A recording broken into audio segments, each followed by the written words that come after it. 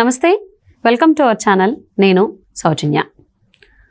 పొన్నూరు సభలో జగన్మోహన్ రెడ్డి వెళ్తుంటే తెనాలిలో ఎందుకు ట్రాఫిక్ని ఆపుతున్నారని చెప్పేసి అక్కడ ఉన్నటువంటి ప్రజలు ఇన్ని సంవత్సరాలు ఓర్చుకుని ఇప్పుడు కోపాన్ని కట్టలు తెంచుకున్నారని చెప్పేసి అంటున్నారు.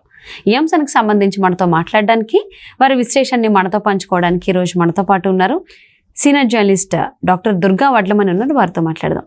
నమస్తే అండి. నమస్తే మా. ఇన్ని సంవత్సరాలు భరించారు పాపం ట్రాఫిక్ ఆంక్షల్ని.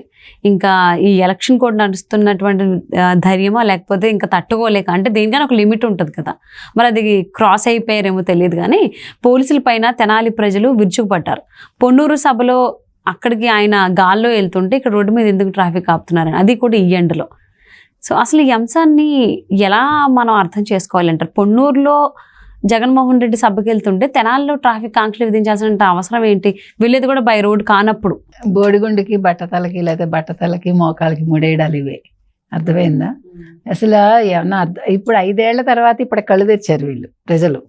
ఇది ఎప్పుడో తెరిచి ఉండాలి కదా, ఇంత లేటుగా కళ్ళు తెరవడమా? అంటే ఎదురు తిరిగితే తిరిగి మళ్ళీ కేసులు చుట్టూ తిరగాలని చెప్పి ఆగుండే. చుడతారు. అతను ఎవడు? మీరు అనుకున్న మనిషి.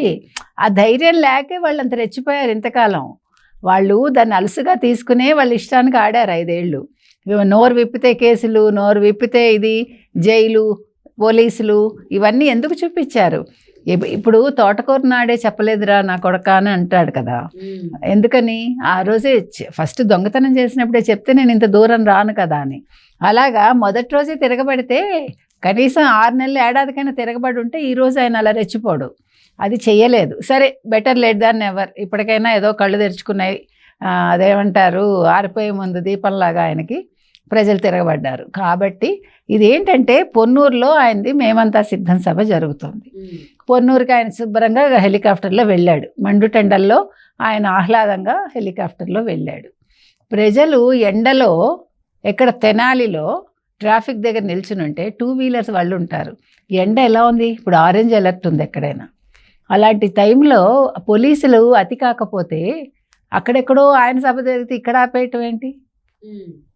తుంటిమీ కొడితే పళ్ళు రాలాయంటే ఇదే. పోలీసులు పళ్ళు రాలగొట్టడానికి రెడీ అయ్యారు ప్రజలు. ఇప్పటికైనా చాలా మంచి పని చేశారు. చూశారు ఎండ మండిపోతోంది. వాడేమో బ్యారికేడ్లు పెట్టేశాడు. సరే, ఎందుకు పెట్టావంటే పొన్నూరులో సభ జరుగుతోంది అన్నాడు. పొన్నూరులో సభ జరిగితే తెనాల్లో ఎందుకు ఆపారు మీరని పోలీసులను అడిగారు వీళ్ళు. కాదు సెక్యూరిటీ. దేవుడి సెక్యూరిటీ ఏమైపోతుంది? ఏమైనా దేవుడి పెద్ద స్క్రిప్ట్ ఈయన రాసేస్తాడు ఈలోగా?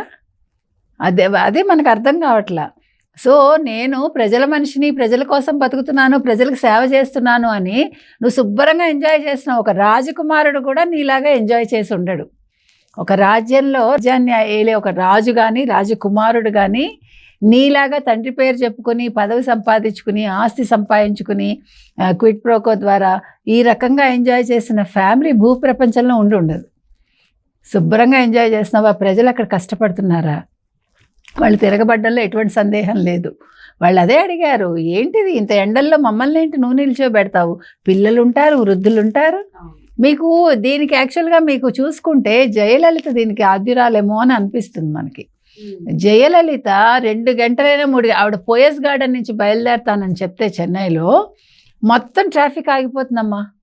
You cannot believe. మొత్తం సెక్రటేరియట్ వరకు ట్రాఫిక్ బంద్.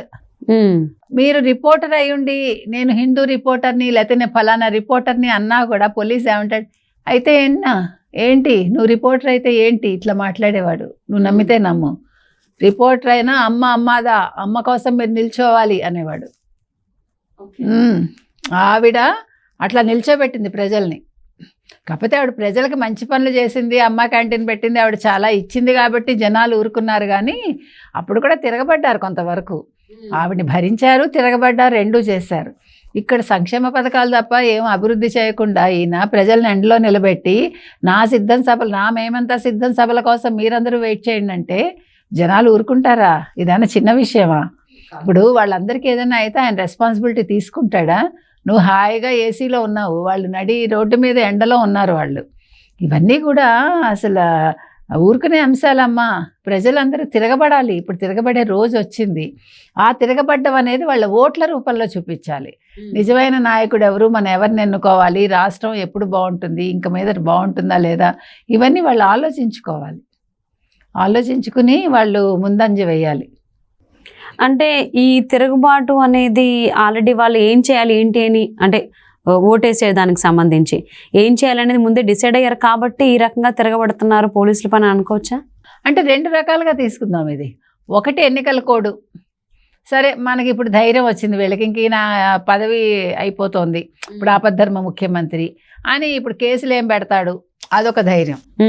ఇప్పుడు కేసులు పెట్టడలే, మనం కొంచెం నిశ్చింతగా ఉండొచ్చు. రెండోది మనకి ఈయన వద్దు, మనం వేరే వాళ్ళకి వేద్దాము అని కూడా ఆలోచించుకుని ఉండొచ్చు. సో ఈ 2 కారణాలతోటి వాళ్ళు ధైర్యం తెచ్చుకుని తిరగబడ్డానికి వాళ్ళు సంసిద్ధమై ఉండొచ్చు. ఓకే, అది. సో దానివల్ల వీళ్ళు నోరెత్తి ఇలాగా ఇప్పుడు ఎలక్షన్ కోడ్ ఉన్నట్ట లేనట్ట అసలు ఎందుకు ఇలా ఆపుతున్నారు? ఆల్మోస్ట్ 40 కిలోమీటర్ల డిస్టెన్స్లో కదా? అవునండి, అవును, 40 కిలోమీటర్లు ఉంది ఇంచుమించు. తెనాలి నుంచి పొన్నూరు 40 కిలోమీటర్లు. వాళ్ళు అదే అడిగారు, అక్కడెక్కడో 40 కిలోమీటర్లో జరుగుతుంటే మీరు ఇక్కడ ఎందుకు ఆపారు మమ్మల్ని అని అడిగారు. అడిగితే కూడా పోలీసులు వినిపించుకోకుండా వాళ్ళని ఆపడానికి ప్రయత్నించారు. అయితే కొంతమంది యువకులు ధైర్యం చేసి అన్నాడు, ధైర్యం చేసి వాళ్ళు బ్యారికేడ్స్ తొలగించుకుని ముందుకెళ్ళారట. అయినా పోలీసులు ఎక్కడికక్కడ వాళ్ళకి అడ్డంకులు సృష్టించారు. ఇది జరిగింది.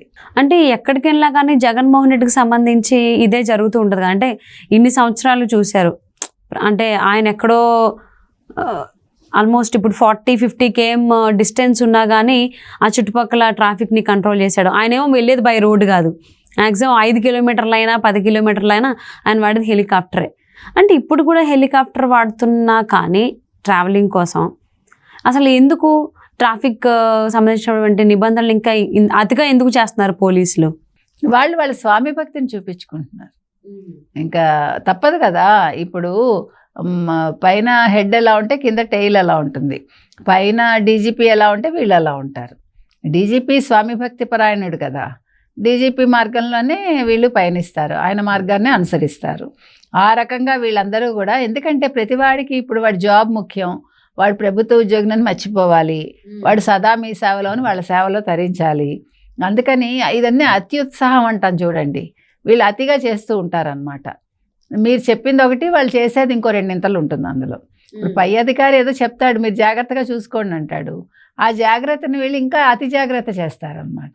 ఎందుకంటే వీళ్ళ జులుం చూపించుకోవాలి కదా. నేను పోలీసు ఆ కాకి బట్టలు వేసుకునేసరికి మనిషికి ఒక ఇది వచ్చేస్తుందేమో, కొంతమంది క్రూరత్వం వస్తుంది, కొంతమంది కొంచెం పర్వాలే బాగానే ఉంటారు.